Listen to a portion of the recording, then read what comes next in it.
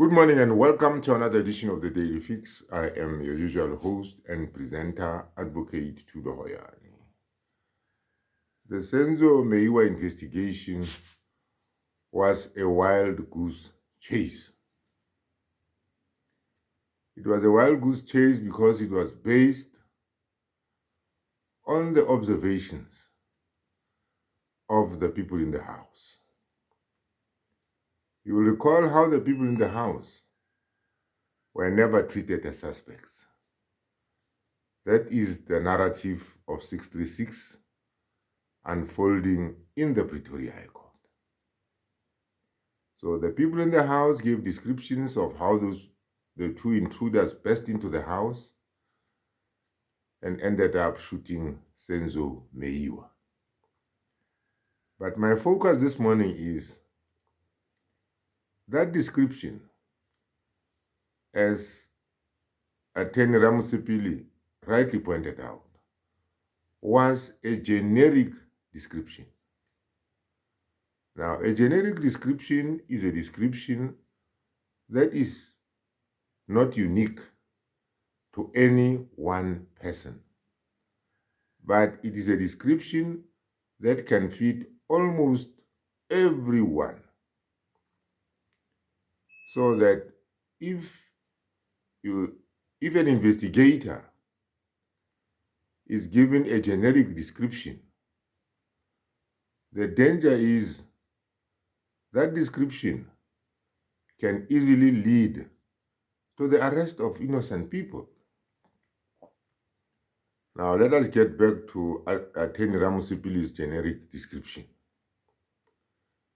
The generic description which the people in the house are supposed to have given of Bongani Ntanzi, the second accused, was that he was tall, he was dark in complexion, had dreadlocks, and also had a gold tooth. That is a generic description. It can fit almost everyone. So, as a result of that generic description, and after the investigators had been informed, and this I have on good authority from one of the investigators,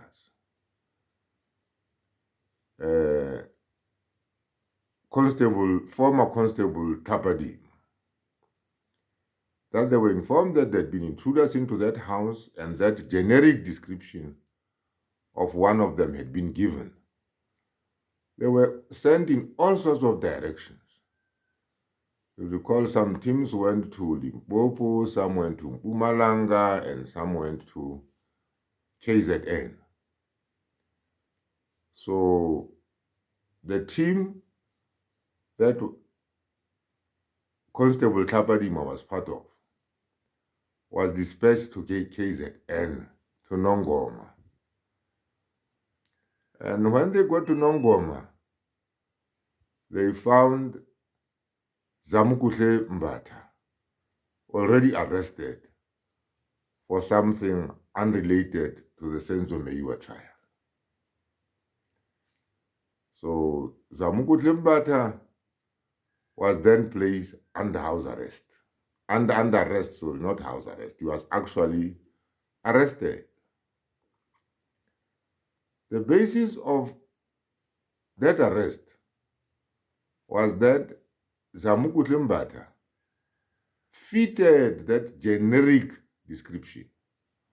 That description which could have fitted any other person.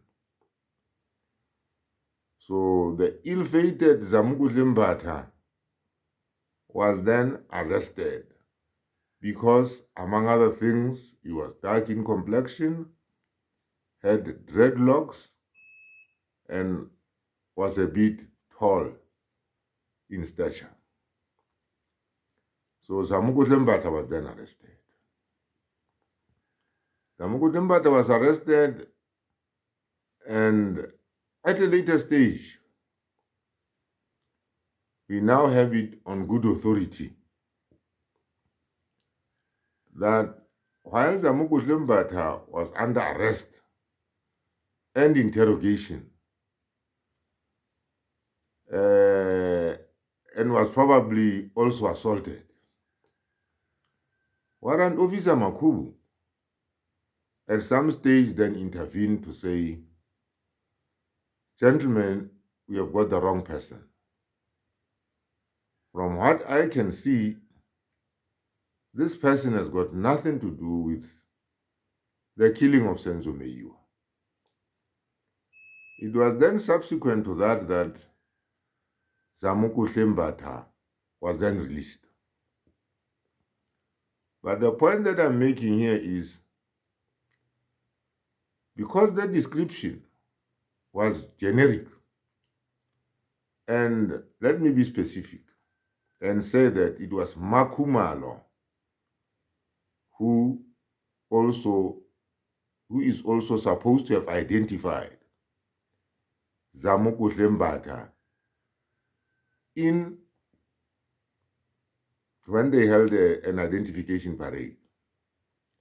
He identified Zamokuhle Mbatha as the person who had intruded into the Khumalo house, fitting that description of dreadlocks, a dark complexion, and possibly a gold tooth. So it was the evidence of MaKhumalo. Now it has come out clearly. It was the evidence of MaKhumalo, or it was the information that was provided by MaKhumalo subsequent to the holding of that identification parade that then led to the arrest of Zamokuhle Mbatha. So Zamokuhle Mbatha was then arrested, and wrongly so, because it was later found that Zamokuhle Mbatha had nothing to do with the killing of Senzo MEYIWA. This was a fishing expedition that the police were up to. This is why I call this whole thing a wild goose chase. This is why the other set of investigators of docket 375 have never believed in the narrative of 636 that there were intruders into that house. So Zamokuhle Mbatha was then released and sued the Minister of Police for millions and millions for that wrongful arrest. So you see, this investigation was flawed from the beginning. But the news that I'm bringing this morning is anybody could have been arrested because he fitted that description. And interestingly, MaKhumalo has never come before this court, conveniently so for the prosecution. He has never come before this court to testify that she actually identified Zamokuhle Mbatha as the person who intruded into the Khumalo house. Conveniently so, because the prosecution is fully aware that, bringing MaKhumalo as a witness will have a lot of complications because, the information that she provided or her identification of Zamokuhle Mbatha in an identification parade led to the wrongful identification of Zamokuhle Mbatha as a possible intruder into that house. But the Senzo MEYIWA investigation is a very interesting investigation, but a very unfortunate investigation.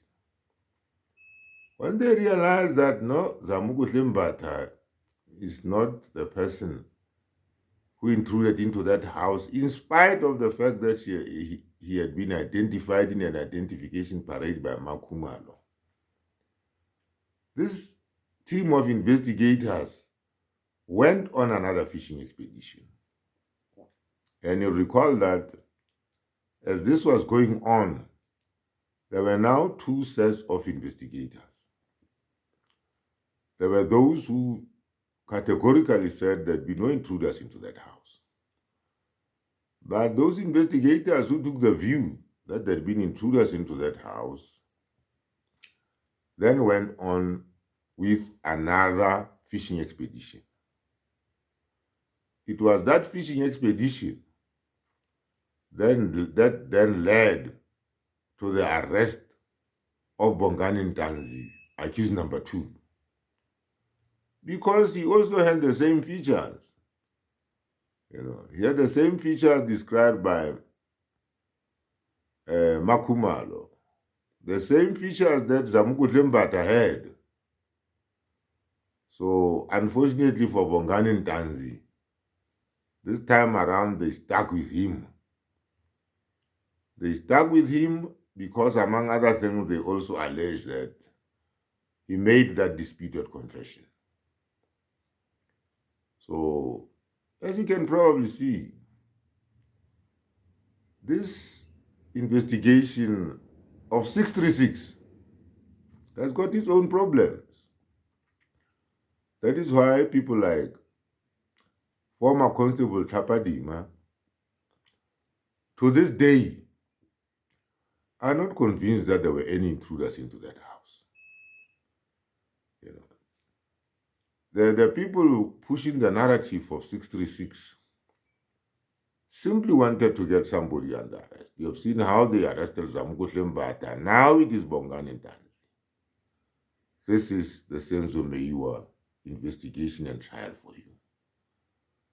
And people like Warrant Officer Tapadima have completely rubbished the theory that there were intruders into that house. Now look at that and look at what happened to Zamokuhle Mbatha. Then you'll start, and what is unfolding in the court now. When Attorney Ramusipili said, that was a generic explanation or description. There you have it. That is all I have for you for this morning. Please like, subscribe, and share these videos, and have a wonderful, wonderful day.